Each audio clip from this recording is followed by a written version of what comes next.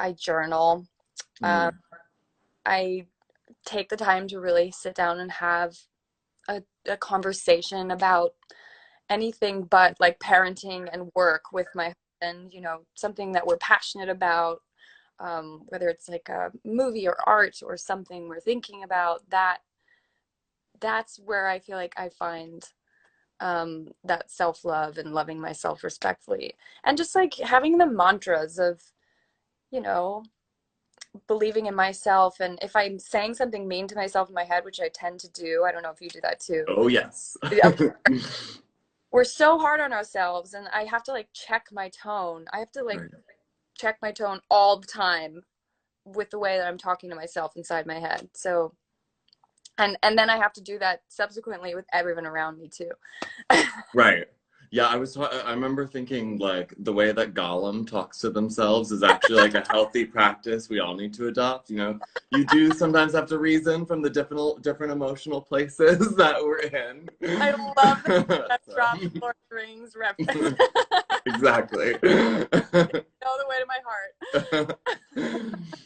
Okay, lost my space. Oh, yes. Do you think words and actions are important when practicing loving respectfully? And what do you watch out for? I guess that's words and actions in addition to just intentions, maybe. Right. And how do you watch out for like the effect that words and actions can have? I mean, I think it's everything. It's everything. And and I've been in relationships where it didn't work with words and actions, and it was really unhealthy and not great and toxic. And what I think I've learned now is that it does matter how you present when you even when you have an issue with someone you love, and you want to have an argument, the way you approach it, and like the avenues you take, that's everything.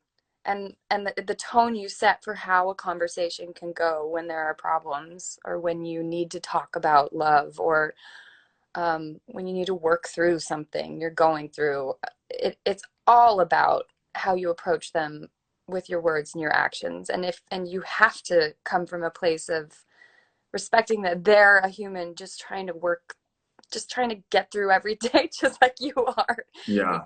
There's always so much under the surface, and there's always so much going on within ourselves day after day that it's just impossible to know everything about the people you love. Mm. So Yeah, listen. so like not making assumptions and just coming Yes, with compassion. coming with what you Compassion. feel, and like knowing how you're dealing with what you feel, because you can't control what someone else is feeling or what they're going to do. So you can only control not letting things escalate, or not letting things get to a disrespectful place. Yeah, yeah, that's so true. And in my partnership, we've been discovering like the the closer we get, the more important it is that we don't think we're the same person and think that our emotions are always going to be the same. Like recognizing, I might be really freaked out about this, but he might not, and so we need to bring different and balanced energies to the moment. Totally. Especially now, because we're all cooped up together. And even in that, like, even when we're all together all the time, 24/7, in our household, in our little boxes, like, we live such different lives in here. That's right. Thank goodness, because these boxes are not enough. Beautiful, but Can't trap us. yeah. If you are just tuning in, I am Sasha Velour, and I am sitting with super talented Melissa Benoist, and we are talking about love. Just a small thing.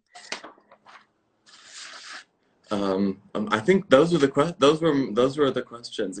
I've seen so many people ask about baby Huxley. Give us the update.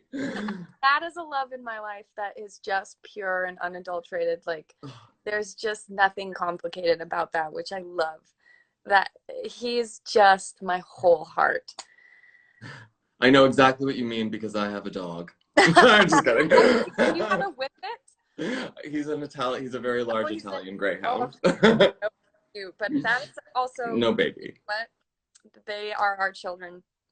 I certainly treat him like one.